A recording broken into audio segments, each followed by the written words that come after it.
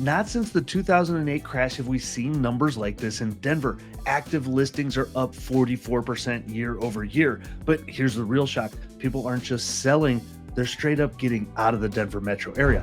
And in this video, I want to show you the top 7 Denver suburbs people are bailing on the fastest, exactly how many people have left, what it actually costs to live there, and what's finally making folks say, that's it, I'm out.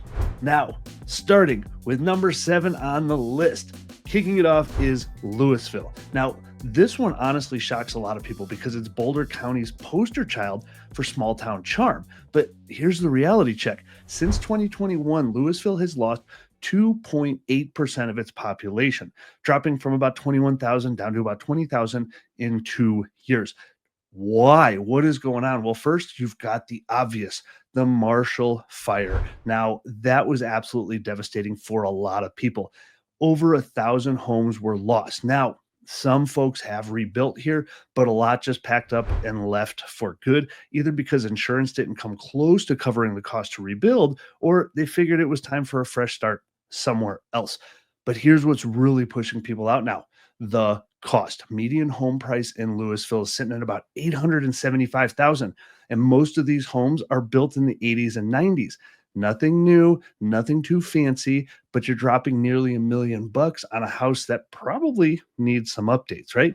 And to give you an idea of what you can actually buy right now in Louisville, we can start with the most inexpensive in Louisville, which is this 2 bedroom, 1 bath, 900 square foot condo.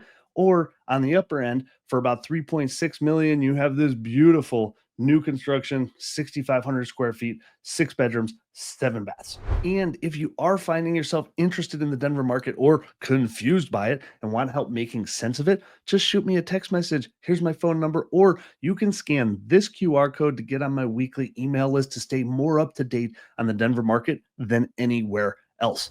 Now, in Louisville, to boot, there's barely any new construction here, right? Land is limited. Builders aren't coming in to save the day building thousands of homes, so prices just keep climbing. Families, retirees looking at next door places like Erie or Superior, where you are likely to get much more house at much better prices. More land, newer builds.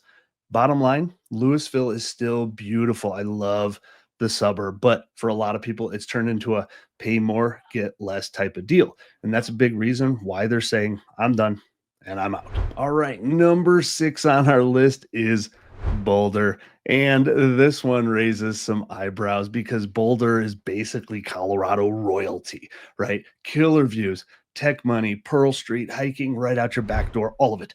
But even with all of that, Boulder's lost over 3,200 people since 2017. That's about a 3% drop in population, taking it from roughly 109,000 people down to 106,000. So, what's driving people out of one of the most iconic cities in the country? Now, I can hear most of you saying politics, right? And you want me to rag on how liberal of a city it is. But to be fair, if you want to live in Boulder, the politics usually won't scare you away. But I can see it being a deterrent for newcomers wanting to move in.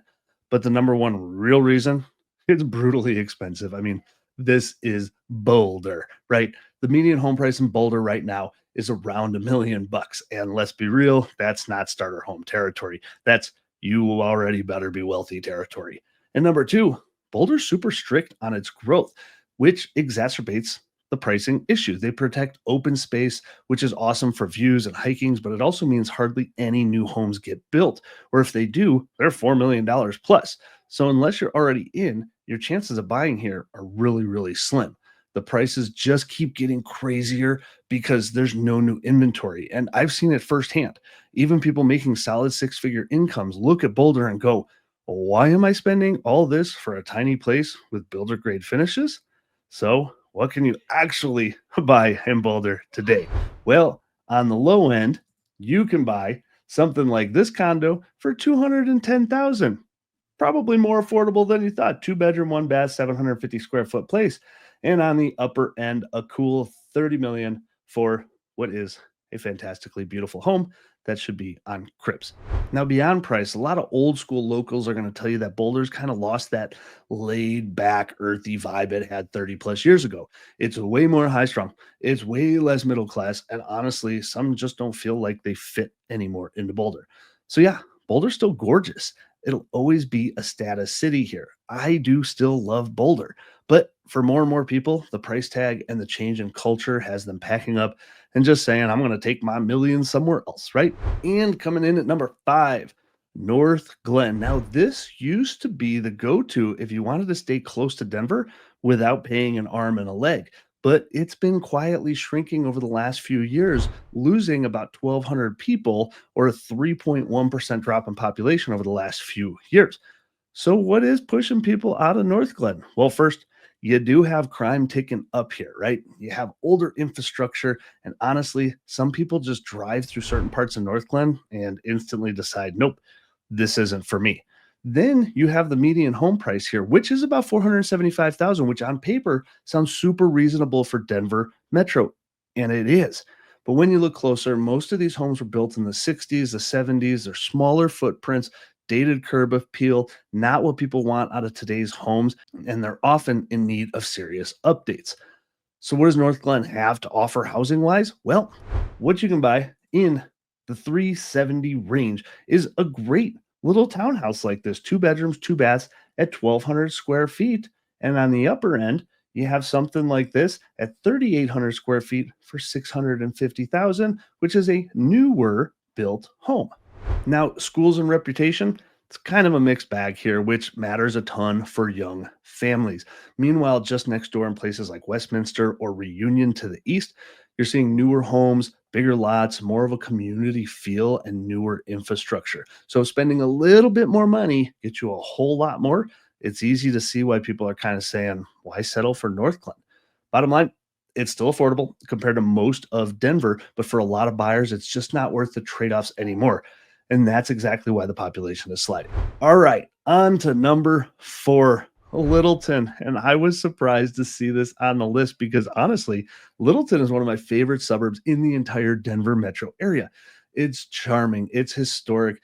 You've got that walkable old town feeling vibe, coffee shops. Plus, you have the foothills just minutes away. But here's the hard truth: Littleton's lost about 3.4% of its population since 2020. So, what in the world is going on in Littleton? Well, for starters, the population is aging fast. Roughly 20% of Littleton's residents are over the age of 65, and many aren't exactly rushing to sell, which means you've got widows or single homeowners staying put in place in these larger family homes. So, turnover to allow families of four or five to move in is really slow. Meanwhile, the homes themselves, well, mostly older ranchers or mid-century moderns, which a lot of them are really cool, that might look great, but a lot need a ton of updates to get to today's standards. You're paying a median price for around 660,000, and that still might have to dump another 100,000 into it in renovations to bring it up to what you actually want. But I love the homes in Littleton, and here's what you can buy today. On the lower end, for 175,000, you can buy what looks kind of like an investment property, two bedrooms, one bath at 743 square feet. And on the upper end, oh, just incredible. $8 million for this house. But look at this. This is incredible. Look at those rock features you have in the backyard. Like there's very few places in the world that can compete with anything like this. Now, you also need to add in commuting to the equation here in Littleton. If you work downtown or in DTC, it can be a real hassle to get to. There's not a great straight shot to either of them except for up Santa Fe to get to downtown.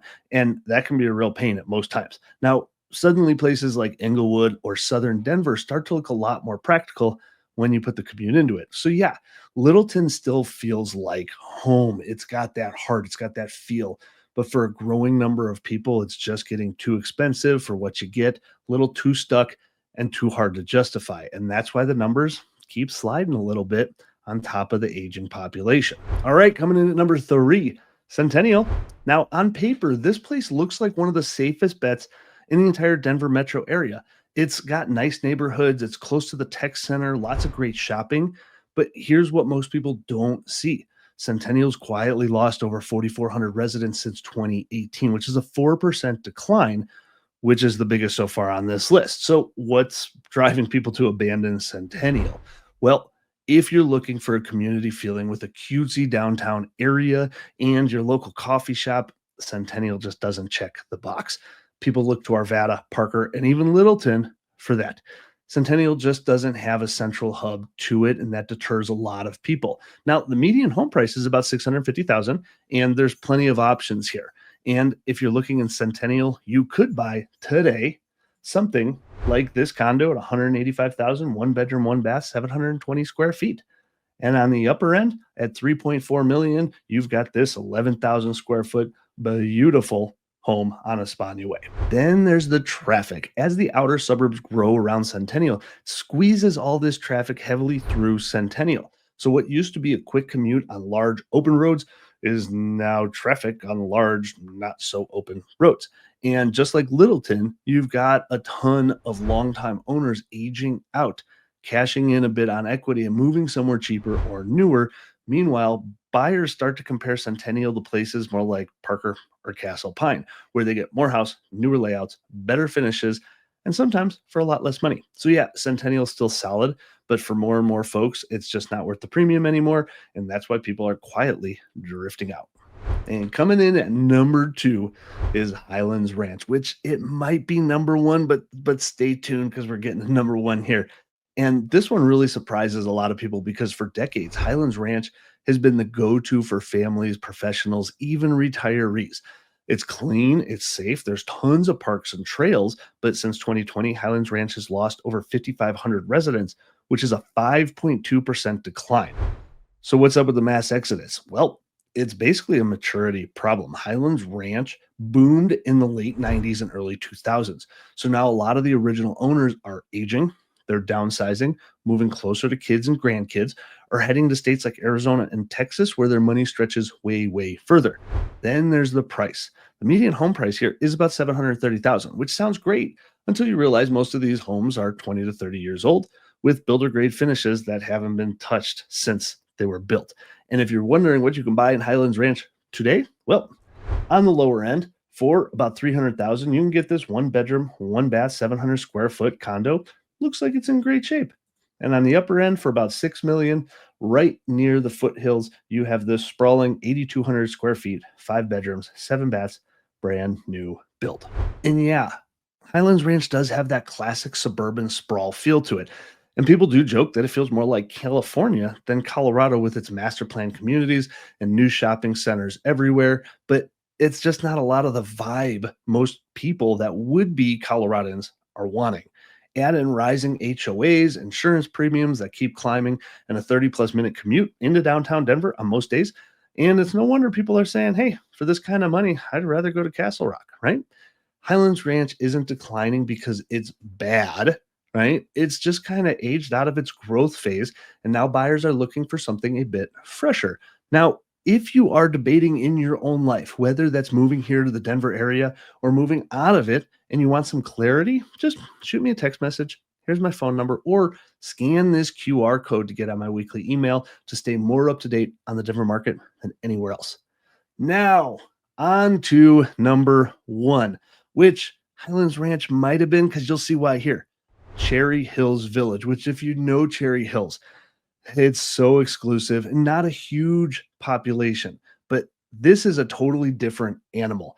We're talking one of the most exclusive luxury zip codes in the entire country. CEOs, old money, even Peyton Manning lives here. So you'd think people would be fighting to get in, right? But the reality is, Cherry Hills Village has actually lost 6.7% of its population over the past 5 years.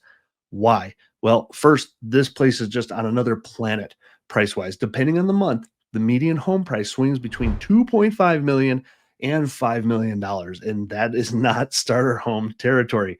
That's private chef money, right? So as Denver's luxury market shifts, a lot of these high net worth owners are heading to the mountains or relocating for tax reasons. Then there's the estate turnover problem. A lot of these properties are owned by older residents, and when they pass or they downsize, the home sits on the market. But they're so custom, they're so enormous that they can sit for a year or more before getting torn down. That means fewer homes actually occupied in the short term. And to buy right now in Cherry Hills, well, if you're on a budget, you can buy this for 1.75 million. 4011 South Ivy Lane, which is a 4 bedroom, 3 bath, 3,300 square foot home. And if money isn't an object, 18 million for 4603 South Denise Drive in Cherry Hills, which kind of looks like a castle. So yeah, Cherry Hills is still the cream of the crop, but even at the very, very top, you're seeing people quietly cash out, hedge against market changes, or just decide that they don't need 20,000 square feet anymore. It's a small slice of the market for sure, but it proves something bigger. Even the most prestigious neighborhoods in Denver are not bulletproof. But here's the twist most people don't expect, and that most people in the comments will probably have missed this part, to be honest with you. But while these seven suburbs are losing residents, the Denver metro area as a whole is still growing. Between 2020 and 2024, Denver Metro's population grew by roughly 82,000 people. That's a 2.8% increase overall. What we're seeing is more of a rebalancing. As some long established suburbs slow down or age out, growth is picking up in places like Castle Rock, Erie, Windsor. People are still moving to Colorado faster than some are leaving. They're just choosing different places than they used to. But if you're wondering what it's really like to live in Denver and you've heard some things about our city or state that you want the real scoop on, you need to watch this video.